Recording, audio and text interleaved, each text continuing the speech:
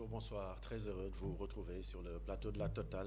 ñuy kontaan kon di dal ak yéen wala boog di jàkkaarloo ak yéen si plateau bloc d'information la Total di émission bi nga xamante ni dañ leen di koy digtal ngir waxtaanee lu jëm ci wàllum actualité tey nag ñuy dalal ki nga xamante ni moo di Amath Diouf di coordonnateur national mouvement des jeunes boucliers de la République nekk it responsable politique foofee ca diwaanug Fatick asalaamaaleykum Amath. waaleykum salaam. ñu ngi laa nuyu di la ziar di la bàyyi nga nuyoonte téléspectateurs yi. maa ngi leen di nuyu seen téléspectateurs yi. di la nuyu yow personnellement di la remercier également ci invitation bi. ñu fàttali également yow conseiller technique à la présidence ci ban wàll exactement. Le conseil technique. Oui. Il est spécifique. Oui. Parce que tu peux être conseiller technique en toute matière. Soit sur élevage, soit sur politique, soit sur des questions portières. Moi, je suis un cadre portière. D'accord. Oui. Conseil technique à la présidence jëm ci wàllum portuaire. Voilà. C'est ce que vous venez de me dire. Voilà. D'accord. Et ça se passe comment exactement? Bon, ça se passe très bien, contrairement à ce que les gens disent, parce que beaucoup de Sénégalais pensent que, d'ailleurs, j'ai entendu quelque part, ñu naan bon, les conseillers ou les ministres conseillers du président, ils ne voient pas le président, dañuy sóob duñu gis président yooyu c'est pas vrai. Gis nga quand le président te choisit comme son conseiller ou bien son ministre conseiller, parce que un conseil technique, un ministre conseiller, un conseil spécial, yëpp c'est des conseillers. Alors, donc vous avez votre mission. Si vous êtes conseiller du président en telle matière, en matière portière par exemple, quand tu vois des choses se développer dans le pays en termes de ton domaine, tu as le devoir et l'obligation d'écrire au président, de mettre ton en-tête et de mettre ton cachet. Tu écris au président. Et le président vous répond. C'est comme ça que cela se passe. On ne peut pas voir le président tous les jours, chaque moment, chaque instance. Ku la ko wax waxul dëgg, c'est impossible. Mais de temps en temps, les conseils du président voient le président. Et puis il y a des réunions de cabinet également. Il ne faut pas que les gens oublient ça. Le président n'est pas tenu d'assister à des réunions de cabinet.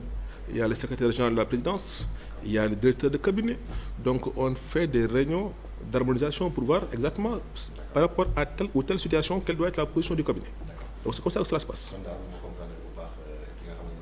Macky Sall saa yoo ko soxlaa jëm ci domaine bi nga xamante ni en tout cas moom la tabee. Soo ko di bindee koy mu gis tontu la. souvent oui. Voilà un président très réactif. D'accord. Soo ko bindee mu tontu la ci li nga ko laaj. C'est bizarre.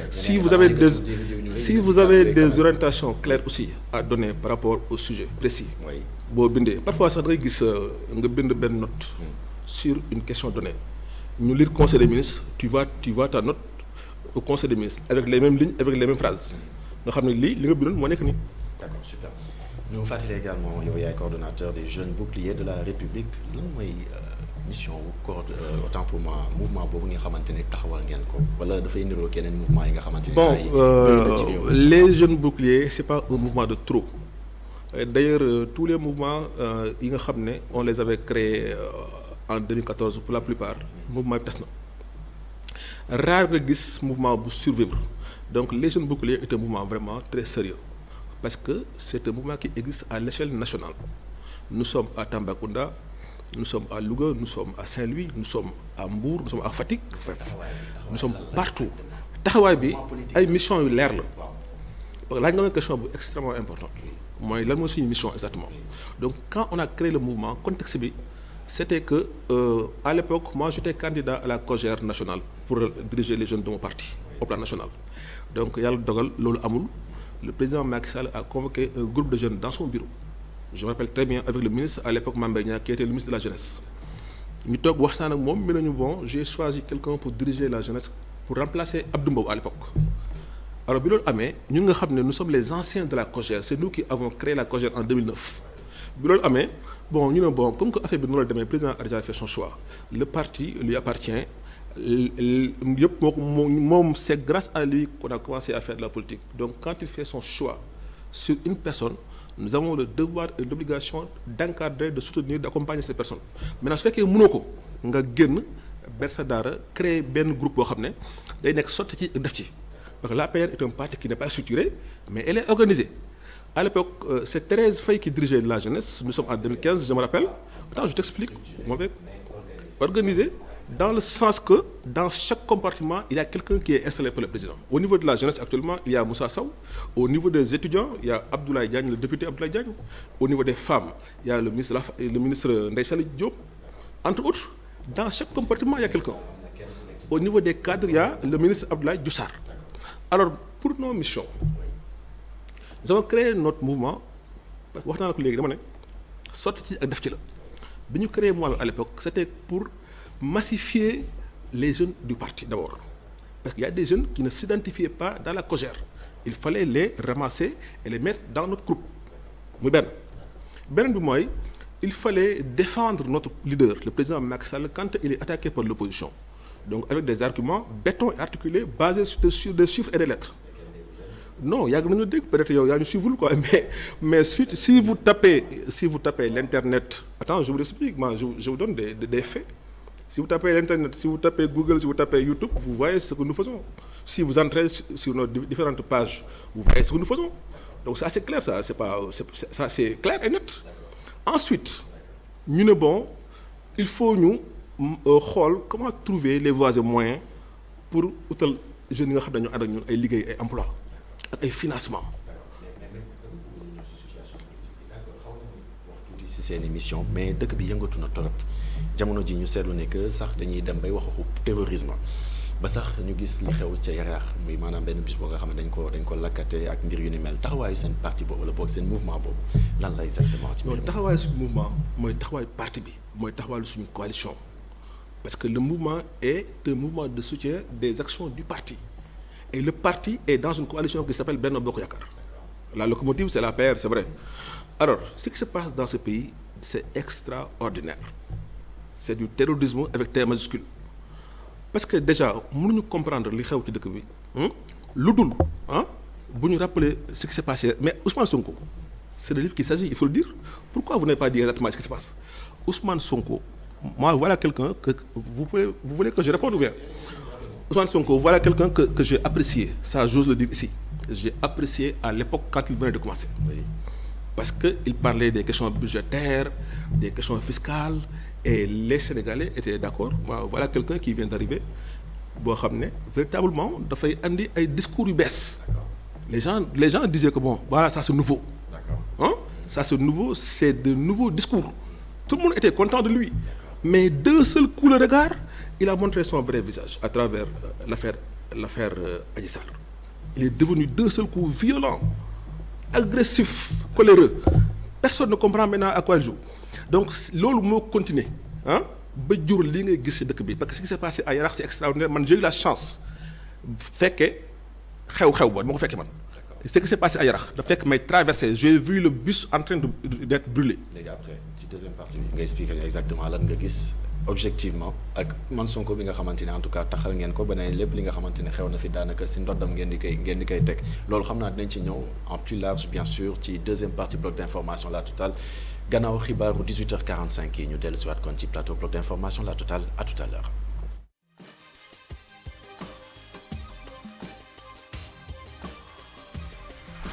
Bon alors Amath sànq yaa ngi woon di leeral ni mbir yi nga xamante ni xew na foofu ca Yaraax maanaam bus boobu nga xamante ni daanaka lakk nañ ko yow fekkee nga wala bokk am na loo nga xamante ne seetlu nga ko ci lan la woon exactement. Bon li ma doon wax léegi c'est extrêmement important. Parce que dama jógee port d'habitude damay jaar port d'habitude mu jógee foofu di dem côté Yaraax. À la même heure par extraordinaire. ma tombé bus bi lakk. Après quand j'ai demandé on m'a dit que am na ay samba boy yu fi ñëw ñoo taal bi suñu daw. Ah loolu rek nga fekkee. C'est-à-dire mais non j'ai vu deux parties gis naa sapeur taxaw à gauche ak à droite. D'accord. De la chaussée ñi taxaw à gauche ñi taxaw à droite. Mais ku ci nekk ñoom yaa ngi tim benn groupe de personnes. Mais ce qui s'est passé réellement xam nga ko parce que wàccu ma sama oto. mais j'ai assisté vraiment ci attentat boobu fekkee naa ko gis naa ko sama bët kenn waxuma ko. attentat laa ko mën a tuddee parce que imagine Abdourahmane benn bus buy daw ay Sénégalais dugg ci. xamoon ndax dañoo feebar xamoon ndax feebaruñu xamoon ndax hôpital la ñuy dem xamoon fu ñu jëm. nga nekk nit koo xam ne kenn xamul foo jógee mun a jël lu mel ni cocktail molotov sànni ko ci bus bi. bus buy lekk xamoon ndax ñëppay dee wala nit ñi dañuy dund seet nekku ci yemoo ci loolu nga dugg ci bus bi agressé ña fa nekk. jël seen sac jël seen i portable daw. Dans un pays normal, dans un pays sérieux comme le Sénégal. Vous pensez que nous, l'État doit rester bouche bée mais croisée sur ces questions? Et justement par rapport à ça, on parle d'une loi boo nga xamante ni tey jii nii dañ ko nar a yóbbu en procédure d'urgence. mais loolu mënut a ñàkk.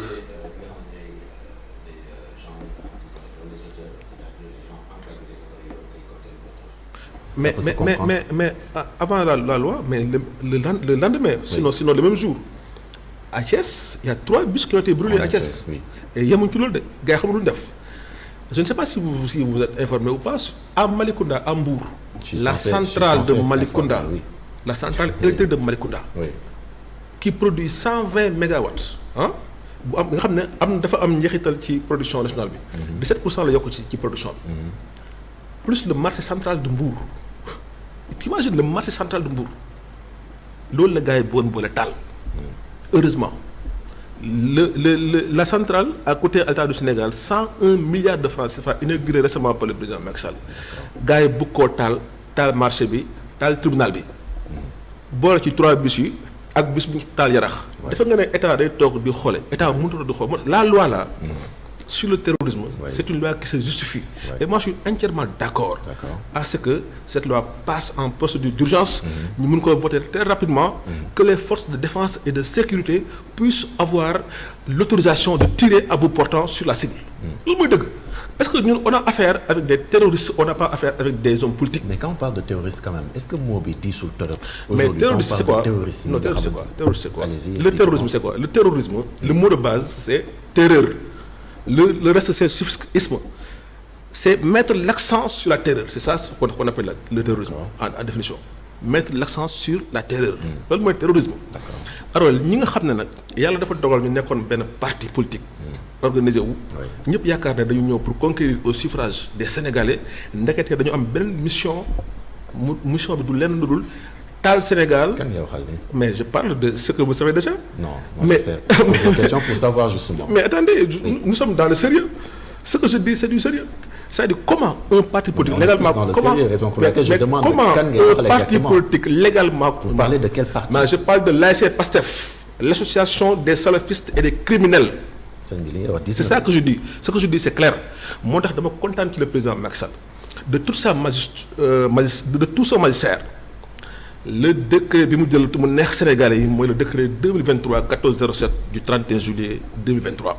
Dissolution parti PASTEF. Pour la dissolution, portant dissolution de l'ASC PASTEF. Mais qui l'an moo tax ñu war a dissoudre parti PASTEF. Li tax ñu war a dissoudre PASTEF parce que quand on crée un parti politique. Pour dem la élection waxtaan ak sénégalais yi par rapport ak ce programme nga jëm leen a yee wala nga jëm leen convaincre ñu voter la nga mën a jël réew mi. defuñu ko. nekkuñ ci loolu sax bay def ba koy def. PASTEF avait une seule mission, un seul objectif: détruire le Sénégal et les Sénégalais. Mais ce que je dis, c'est assez clair. Mais ce que je dis, dans l'air comme ça. Oui. Mais les actes que les gens de PASTEF ont posés depuis la création de leur parti attestent et témoignent mes propos. Mais imaginez ce que le président Macky Sall a fait dans ce pays en termes de réalisation. Regardez le BRT qui nous a coûté 127 milliards de francs CFA. Une route réservée, 18 km, de Guédiawaye à la gare Petersen. Au lieu de faire 1h30, tu fais 45 minutes, avec tout le confort qu'il faut. Sécurité, parce qu'il y a toujours un gendarme ou un policier dedans. D'accord. Confort, et donc, Internet, et donc, climatisation. C'est zéro. Autrement dit, toutes les réalisations du président Macky Sall, le gars est le talco. Mais est-ce que c'est quand même grave. Un parti politique ou un qui donne du parti bobu. Moi, je parole devant tous les Sénégalais. Manifester, déjà, j'étais en train de lancer un appel par rapport à la presse là. Il y a de ces chroniqueurs là, vraiment, ils sont en train de faire le tour de télévision là. Mais l'UNIDEF égale appel à l'instruction, on doit les arrêter ces gens là. Si je vois des chroniqueurs qui passent tout le temps de faire le tour de télévision, non, c'est parti Pastef nga nek. Actuellement déjà li nga wax c'est grave. C'est pas grave, c'est des faits. Est-ce que le BRT n'a pas été saccagé? Est-ce que le TER, la seule infrastructure nga xamné mo am ci Afrique de l'Ouest, TER, nga xamné tous les Sénégalais consomment le TER. Les propriétaires l'ont dit. 17 millions de Sénégalais ont déjà utilisé le TER. Donc le TER c'est utile. C'est un transport de masse comme le BRT. Le TER, il y a des gars qui ont déggoo na dañoo taal foofu ay affaire pour yàq circulation ba affaire yi taxaw déggoo loolu yow déggoo ne gars yi dañuy wër di taal oto jàmbur yi yow déggoo ne 200 000 dossiers ont été brûlés à l'université Cheikh Anta Diop Dakar. lan la ci laaj exactement. mais c'est la question que j'ai envie de vous poser. Non seulement oui. Pastef moo ko def mais le Pastef revendique signe. Ah bon? Réclame. loolu kañ la les faits. loolu kañ la mais yow xanaa ne ko fii camarade. sëñ bi non Pastef kañ la réclame. Le Pastef a toujours réclamé les faits. On est en direct également. Le Pastef a toujours signé les faits mais ce qui s'est passé à l'université récemment. nit ñi dañoo taal université taal fekk droit taal fekk lettre. léegi kan moo ko taal fekk médecine ba pare yemuñ ci loolu de. sëñ bi waaw. taxaw ci kaw di wëy Ousmane Sonko. mais ça veut rien dire. mais ça veut tout dire. Non, ça veut rien dire. Ça veut tout dire, c'est un signal fort. C'est-à-dire les gens qui captent les informations, ils savent très bien que ceux qui ont fait, ceux qui ont posé l'acte à l'université, c'est des mandataires de Ousmane Sonko. Le PASTEF n'était pas un parti politique, c'était des envoyés spéciaux d'autres personnes. Des ennemis du Sénégal xam nga gars yi ñoo ñamagul lan mooy terrorisme ñamaguñ ko gis nga Sénégal bés bu ñu ñamee lu métti billahi tous les Sénégalais vont se mobiliser contre ces gens-là actuellement j'en suis sûr et certain et moi j'ai confiance à mon État j'ai confiance au président j'ai confiance au ministère de l'Intérieur j'ai confiance aux forces de défense et de sécurité ba léegi waxagoo quant à la sécurité du pays nga xamante ne moom nga war a wax diggante li xew ak parti Pastef mais li xew lenn chaque jour Ousmane Sonko jël micro demander à ce que gars yi wàcc sur le terrain toujours appel à l'insurrection. tey njiitu réew Macky Sall bu la ne woon nga wàcc sur le terrain da ngay dem wàcc sur le terrain. mais c'est pas la même chose. Oui. Le président Macky Sall a fait 3 ans d'opposition dans le calme et dans la sérénité. Il a fait le tour du Sénégal il a discuté avec les Sénégalais. Il leur a demandé quels sont vos problèmes. ñu wax ko ses problèmes. Arrivé au pouvoir il a essayé tant soit peu de décanter la situation et ce qu'il a fait. D'accord. C'est ce qui a produit les bourses de sécurité familiale. D'accord. Ce qui a produit ceci et cela. D'accord. Donc loolu du problème bi. D'accord. Mais est-ce que tu as vu des gens comme Abdourahmane Diouf wala ay Khalifa Sall poser des actes du genre? Seuls les gens de Pastef nous créent des problèmes. Aujourd'hui le Sénégal était dans une je ne sais pas nan laa ko mën a tuddee dans une période de terreur kenn mënut a am jàmm nit ñi mënuñu liggéey. boo weer dee mënoo fayeeku ji. yow mi sax tu as des problèmes pour accéder à ton lieu de travail. à cause d'une seule personne et d'un seul parti politique. duñ ko nangu tey duñ ko nangu ëllëg on va se battre contre ces gens là on va les traquer un à un pour ces gens là on va les traquer un à un. Et puis il y a quelque chose qu'on doit avancer sur la question. Aujourd'hui Pastef est dissous, le parti n'existe plus. Personne de ce parti, aucun militant de Pastef ne doit faire le tour de la presse pour parler au nom de son parti. Ah bon? Non, c'est fini. Et loolu yow nga teg ko. C'est fini. Mais la preuve. waaw Sonko n'est-il pas arrêté à Sébikotane? Sonko est à Sébikotane. Oui. Dans la prison de la prison. Ce que je dis c'est clair. Il y a une prison qui est construite à Sébikotane, mais il y a une autre prison qui est construite dans la prison. D'accord. Grâce à l'ONU, ça c'est une prison pour les criminels. Il est dedans. Mais jusqu'à maintenant, aucun membre de PASTEF n'a pris la parole pour dénoncer l'acte ou bien pour donner un avis sur ça. Où est El Malick Ndiaye, le chargé de la communication? Vous l'avez entendu? Où est Abass Fall, le numéro 2 de PASTEF à Dakar? Vous l'avez entendu? Où sont les autres? doo déggoo benn militant Pastef bu jël parole sur la question d'arrestation de Ousmane Sonko. Et pourtant ils avaient dit parce que ils n'osent plus parler au nom de Pastef qui n'existe plus. C'est pourquoi fépp fu ñu dem di fa def ay conférence de presse wala ay meeting bu ñu la fa fekkee. Je donne un exemple. Tey jii si le Pastef organise une conférence de presse quelque part yéen ngeen dem en tant que journaliste boo couvrir bu ñu fa fekkee on va les prendre et vous prendre vous en tant que journaliste. Non, soyez vraiment des gens intelligents. N'acceptez pas de couvrir des choses qui n'existent plus. Non mais c'est fini. Non, je suis en train de vous dire. Non, je suis en train de vous dire. Je suis en train de vous avertir. Je suis en train de vous avertir parce que le pays a ses règles. Voilà, le pays a ses règles. Le Pastef n'existe plus, on n'en parle plus. Le Pastef c'est fini, hein. Oui.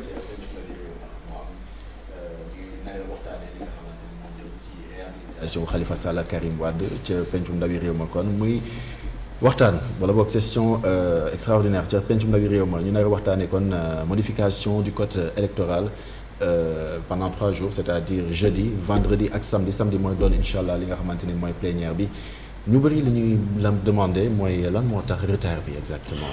Bon, c'est le cours normal des choses. Oui. Parce que l'Assemblée, c'est comme ça que cela fonctionne. Oui. Maintenant, ce qui est important, c'est d'aboutir aux résultats yi nga xam ne moom la ñu waxtaanee woon de façon consensuelle au cours du vrai dialogue, le dialogue du peuple, le dialogue national. ña fa demoon aussi, c'est l'occasion pour moi de les féliciter, de les encourager. Déjà Khalifa, son cas et le cas de Karim, Inch'Allah, dinañ am aboutissement heureux. Non, retard bi mën ma ko expliquer parce que l'Assemblée a ses procédures. L'Assemblée parfois nga dégg procédure d'urgence parfois nga dégg ñu jaar la ko ci yoon mu jaar fi mu war a jaar parce que plénière mooy mujjee bu ñu paree ci plénière après on va procéder au vote c'est comme ça que ça se passe.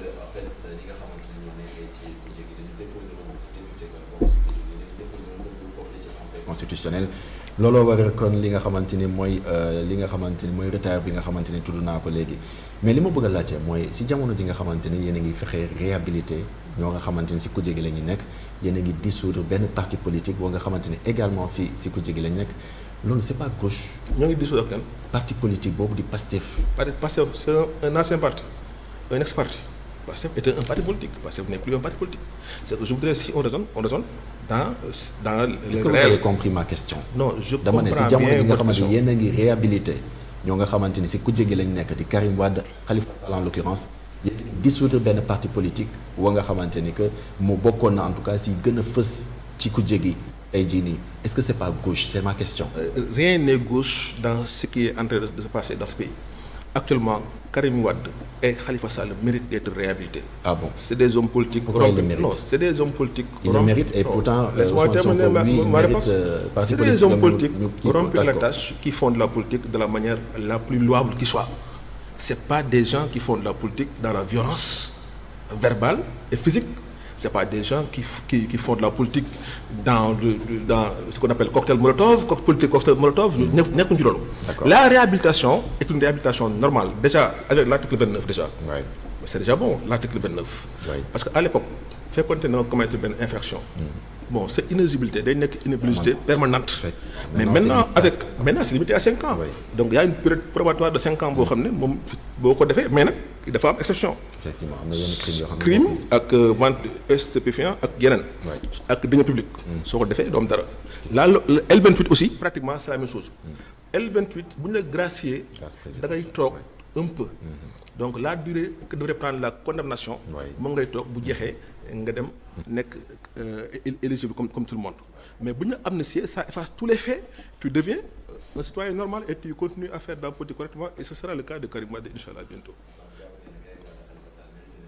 Il mérite d'être gracié parce que je viens de le dire c'est des hommes politiques confirmés rompus à la tâche corrects sérieux qui ne font pas du terrorisme. C'est comme ça que cela se passe. ci élection présidentielle bi nga xamante ni nañ ci jëm ci bésub ñaar fukki fan ak juróom ci weeru février atum 2024 coalition Benno Bokk Yaakaar ba nii xamagul ki nga xamante ne mooy candidat am waaye ca comment on appelle ça palais de la République bien sûr ki nga xamante ne mooy njiitu réew Macky Sall woo na fa normalement en tout cas à partir de 16h ñi nga xamante ne ñooy bëgg a nekk seen candidat mbir moomu noonu dama bëgg ñu taxaw d'abord ci cadre bi loo nga xamante ni manifestation politique bon activité politique je vais dire ñu nar ko amal foofee ca palais de la République est-ce que c'était vraiment le bon cadre est-ce que waroon leen woon dem seen siège. Bon, je ne parce que quand même soxalul benn yoon li nga xamante ne mooy réew mi le dire ainsi. c'est un détail important. Parce que le président Macky Sall xam nga question mel ni moom dafa mos a fee am ay jamono en 2014. oui bi nga xam ne Farba Ngom sax moo fa xawoon am tuuti problème ak xaw ma beneen responsable APR yooyu mënut a ñàkk gis nga quand un président travaille au palais il a le droit de recevoir au palais. Il a le droit de recevoir, Il mais travaille quand il est président de la coalition, oui, quand oui, même. il travaille voilà, au palais, il reçoit au palais, Oui. il mange au palais. Donc c'est comme ça que cela se passe. Oui. Donc le président a le droit de recevoir des responsables du parti et puis des premiers ministres, le président de l'Assemblée nationale, c'est pas n'importe qui. D'accord. On les reçoit au palais comme tout le monde. Ça, je crois qu'il n'y a aucun problème par rapport à l'espace. D'accord. Il n'y a aucun problème. D'accord. Maintenant, avoir un candidat n'est pas le plus important. Parce qu'il est clair que le candidat du président Macky Sall va passer. Parce que Macky Sall, c'est facile avec l'appareil politique que nous avons Oui. de faire passer son candidat. C'est très facile. Ah oui. Oui, parce que voilà Genre un le président périmètre. qui a réussi Oui. à transformer le Sénégal à tout point de vue. Donc, à partir de ce moment-là, s'il a un candidat, lui, en tant que directeur de campagne, donc je crois que le jeu est déjà clair. sur ce côté-là il y a aucun problème mais man j'ai mon avis personnel sur la question. mais coono bëri na yaa ngi wax ne que ce sera facile ou ce serait facile mais actuellement li ma bëgg a laaj mooy coono yi déjà bëri na. candidature yi bëri na candidature yi bëri na mais dizaine de candidatures. man su ma président laajoon su ma xalaat man dinaa ko proposer ñetti mbir laa ko proposer parce que benn bi mooy le report des élections. ah oui oui man sama première proposition mooy le report des élections parce que nous y a des situations à régler dans ce pays. Amady yaa ngi Sénégal. moi je suis très sérieux dans ce que je te dis. D'accord. Aujourd'hui il y a la transition du pétrole et du gaz. D'accord. Il faut assurer cette transition là. D'accord. On ne peut pas d'un seul coup donner le pays à quelqu'un boo xam ne du xam fu muy taxaw. te loolu report des duñ ko def élections moo koy def. muy benn. ok mën nañoo aussi xool aussi ce qui s'est passé à Touba. Le khalife général des Mourides. dafa joxe instruction yu leer ci Touba. nee na fii kenn du fi def élection. léegi les 500 000 électeurs de Touba nan la ñu leen def c'est des citoyens comme vous et moi. Ils ont le devoir d'aller voter. fan la ñuy voter. Cette question là n'est pas encore réglée. La question de Karim Wade et de Khalifa Sall bi ñu wax léegi. mais la question n'est pas encore vidée. Ousmane Sonko est en prison. Les gens sont en train de brûler le pays à tout point de vue. On va faire des élections dans cette atmosphère là. Donc tout ça c'est des questions à revoir. D'accord. Les députés ils sont élus pour 5 ans. Vous voulez qu'on coupe le mandat en 2024. Mais on doit, c'est des gens qui sont non députés dañu fal démocratiquement. On doit les laisser le libre cours de terminer leur mandat.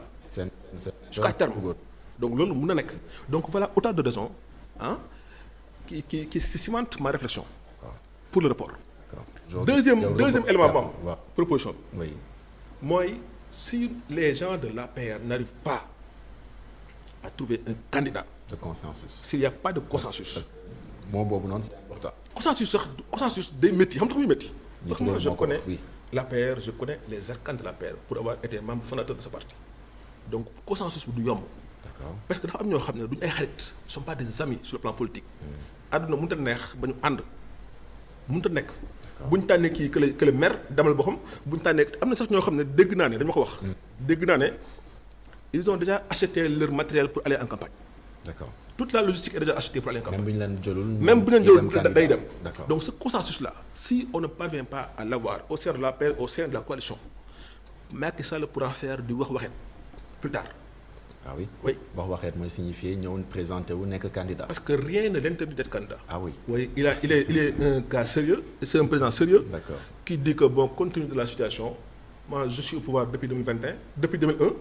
Depuis 2001, il est au pouvoir, depuis 2001, je dis bien, je pèse bien mes mots. Ouais. Depuis 2001, il est au pouvoir. Donc il peut dire que bon, par rapport à la situation là, puisque j'arrive pas à avoir un candidat pour continuer la mission, je reviens. Ça c'est possible. D'accord. Abdoulaye Wade l'a fait. Mais yow doo nangu mu def loolu. Wade l'a fait, n'est-ce pas? mais yow doo nangu mu def loolu. Mais Wade l'a fait. mais damay laaj doo nangu mu def non loolu. je ne nekkuma ci loolu dama ne c'est une proposition parmi tant d'autres. Ok. Parce que si on n'arrive pas, parce que duñu jël nguur gi ko sànni ci mbedd mi quand même. D'accord. On a le pouvoir, on l'a pas ramassé. D'accord léegi yow candidat de consensus. Troisième proposition moom. La troisième proposition mooy si on ne peut pas avoir un candidat consensuel ba tey. Oui. Le président peut faire un très bon choix. Oui. Le président de l'Assemblée nationale. Il peut être un candidat consensuel. Ah oui. Oui, moi je ne le connais pas, c'est pas mon ami. Mais je ne le connais pas, c'est pas mon ami, je ne l'ai jamais vu. Donc il peut être un candidat consensuel à partir du moment où les experts estiment que c'est un risque. Mais ça ne peut pas être un risque parce qu'à partir du moment où le président l'a choisi oui. comme un dauphin constitutionnel. Oui. Parce que mais s'il avait empêchement, mais c'est lui qui allait diriger le pays. Oui. Donc si le président pense qu'à tout moment il peut le remplacer. Mais je crois qu'il peut être le bon choix. J'ai pas dit ça, mais je dis qu'il peut être un candidat consensuel, c'est mon avis. Voilà. D'accord, Amady, yegg nañ si njeextewu émission bi malheureusement en 2 secondes lan ngay tàggatoo rapidement. Bon di ñaan Sénégal ñu jël seen disposition par rapport à ce qui se passe dans ce pays et que tous les militants de Pastef de quelque bord qu'ils puissent être. Qu'on puisse les traquer ñoom ñëpp kuñ ci mën a jàpp ñu jàpp la parce que c'est des terroristes. Amady jërëjëf di ko jaajëfal bu baax dam kontaan kon doon ko dalal ci plateau bloc d'information La Totale fi la ñuy yem ci waxtaan week moom Amady Diouf kon Amath Diouf nekk coordonnateur plateforme bi nga xamante ni mooy tuddati JBR di signifier Jeune Bouclier de la République di ko jaajëfal bu baax di leen bàyyi ngeen seetaan seen journal 19h45 man ma leen di jox dig daje ëllëg incha allah ci beneen bloc d'information La Totale ak beneen invité ngi waxtaanee lu jëm ci wàllum actualité jaa ngeen jëf